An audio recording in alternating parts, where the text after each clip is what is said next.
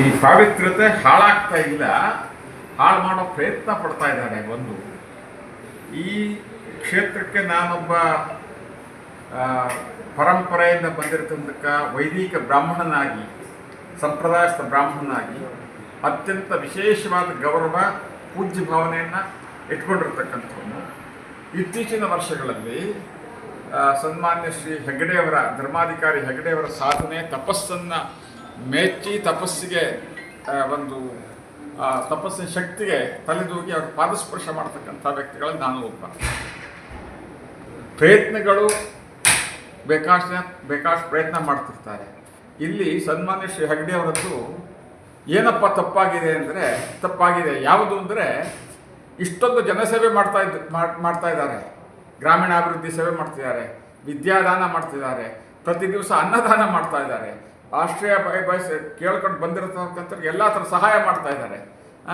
ಎಲ್ಲವನ್ನೂ ಅವ್ರು ತ್ಯಾಗ ಮಾಡಿ ಸಂಸ್ಥಾನಕ್ಕಾಗಿ, ಜನಕ್ಕಾಗಿ ತ್ಯಾಗ ಮಾಡ್ತಾರೆ. ಅದೇ ಅವ್ರು ಮಾಡ್ತಾ ಇರೋ ತಪ್ಪು. ಅದನ್ನು ನೀವೆಲ್ಲ ತಪ್ಪು ಅಂದರೆ ತಪ್ಪೇನೆ. ಒಂದು. ಎರಡನೇದು, ಇಂಥ ಪ್ರಯತ್ನಗಳೆಲ್ಲ ನಡೀತಾ ಇರುತ್ತೆ. ಯಾರಿಗೆ ಪ್ರಯತ್ನಗಳು ಬಿಟ್ಟಿಲ್ಲ? ಶ್ರೀರಾಮಚಂದ್ರ ಮೇಲೆ ಆಪಾದನೆ ಬಂತು, ಸೀತಾಮಾತೆ ಮೇಲೆ ಆಪಾದನೆ ಬಂತು, ಶ್ರೀಕೃಷ್ಣ ಪರಮಾತ್ಮನ ಮೇಲೆ ಆಪಾದನೆ ಬಂತು. ಆಪಾದನೆ ತಗೊಳ್ಳದೇ ಇರತಕ್ಕಂಥ ಯಾವ ಮಹಾನ್ ವ್ಯಕ್ತಿಗಳಿದ್ದಾರೆ ತೋರಿಸಿ. ವೇದ ಪುರಾಣಗಳ ಕಾಲದಿಂದಲೂ ಕೂಡ ಇಂಥ ಆಪಾದನೆಗಳು ಎಲ್ಲರ ಮೇಲೂ ಇರ್ತಕ್ಕಂಥದ್ದೇ, ಬಂದಿರತಕ್ಕಂಥದ್ದೇ. ಇದು ಕ್ಷೇತ್ರದ ಭಕ್ತರ ಮನಸ್ಸಿಗೆ ಒಂದಷ್ಟು ನೋವಾಗುತ್ತೆ ಹೊರತಾಗಿ ಹೆಗ್ಡೆಯವ್ರಿಗೆ ಏನೂ ನೋವಾಗಿಲ್ಲ. ಅವ್ರ ಪಾಡಿಗೆ ಅವ್ರ ಕೆಲಸ ಮಾಡ್ಕೊಂಡು ಹೋಗ್ತಾ ಇದ್ದಾರೆ, ಏನೂ ನೋವಾಗಿಲ್ಲ. ಭಕ್ತರು ನಮ್ಮಂಥವ್ರಿಗೆ ಏನಪ್ಪ ಇದು ಈ ಥರ ಮಾಡ್ತಾ ಇದ್ದಾರಲ್ಲ ಅಂತ ಅದನ್ನು, ಆದರೆ ಅವ್ರು ಯಾವ ಪ್ರಯತ್ನ ಏನೂ ಸಕ್ಸಸ್ ಆಗೋದಿಲ್ಲ. ಮಂಜುನಾಥ ಸ್ವಾಮಿ ಸತ್ಯ ಏನು ಅಂತ, ಇದು ಸತ್ಯಕ್ಷೇತ್ರ, ಧರ್ಮಕ್ಷೇತ್ರ, ಹೆಸರೇ ಧರ್ಮಸ್ಥಳ ಅಂತ. ಇಲ್ಲಿ ಈ ಕ್ಷೇತ್ರದ ಮೇಲೆ ಇಂಥ ಅಪಚಾರ ಮಾಡ್ತಾ ಇದ್ದಾರೆ. ಕೆಲವೇ ದಿವಸಗಳಲ್ಲಿ ಅಪಚಾರ ಮಾಡತಕ್ಕಂಥ ದುಷ್ಟಶಕ್ತಿಯ ಹಿಂದಿರ್ತಕ್ಕಂಥ ಕೈ ಏನು ಅಂತಕ್ಕಂಥದ್ದು ಜನಕ್ಕೆ ಗೊತ್ತಾಗುತ್ತೆ. ಅದಕ್ಕೆ ತಕ್ಕಂತಹ ಏನು ಶಿಕ್ಷೆ ಅವ್ರದ್ದೇ ಆದೊಂದು ಮೆಥಡ್ ಇರುತ್ತೆ. ಗೌರ್ಮೆಂಟ್ ಫಂಕ್ಷನ್ಸ್ ಆನ್ ಪೇಪರ್, ಅವ್ರಿಗೆ ಬೇಕಾದ ರೀತಿಯಲ್ಲಿ ಏನೋ ಒಂದಿಷ್ಟು ಮಾಡ್ತಾರೆ. ಅದನ್ನು SIT ಮಾಡಬೇಕಾದ ಅವಶ್ಯಕತೆಯೇ ಇರಲಿಲ್ಲ.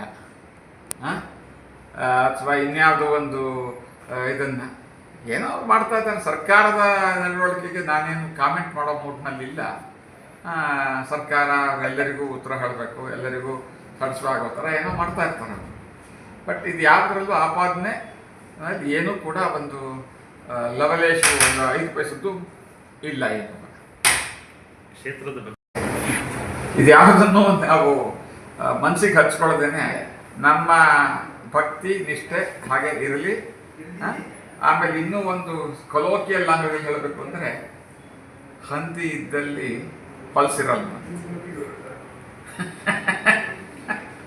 ಹಂದಿ ಇದ್ದಲ್ಲಿ ಹೊಲಸಿರೋದಿಲ್ಲ ಹಾಗೆ. ಆಮೇಲೆ ಅಪಮಾನ ನಿಂದತೆ ಶ್ರೇಯ ಅಂತಂದರು. ನಾನು ನಿಮ್ಗೆ ಅಪಮಾನ ಮಾಡಿದರೆ ನೀವು ಮಾಡಿರೋ ಪಾಪ ಪರಿಹಾರ ಆಯ್ತು, ಏನೋ ಸಣ್ಣ ಪುಟ್ಟ ಗೊತ್ತಿಲ್ಲದೆ ಮಾಡಿರೋ ಪರಿಹಾರ ಆಯಿತು.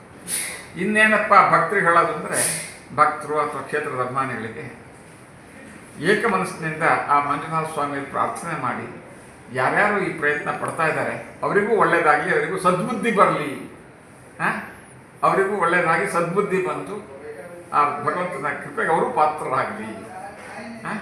ಏನೋ ತಪ್ಪು ಮಾಡ್ತಾ ಇದ್ದಾರೆ, ಕ್ಷಮಿಸು, ಅವ್ರಿಗೆ ಗೊತ್ತಿಲ್ಲದೆ ಮಾಡ್ತಿದ್ದಾರೆ, ಆ ಬುದ್ಧಿ ಅವರಿಗೆ ಬರವಣೆ ಆಗಿದೆ, ಸದ್ಬುದ್ಧಿ ಬರಲಿ ಅವರಿಗೆ ಅಂತ ಕೇಳ್ಕೊಳ್ಳಿ ಅಂತ ಕೇಳೋದು ಅಷ್ಟೇ.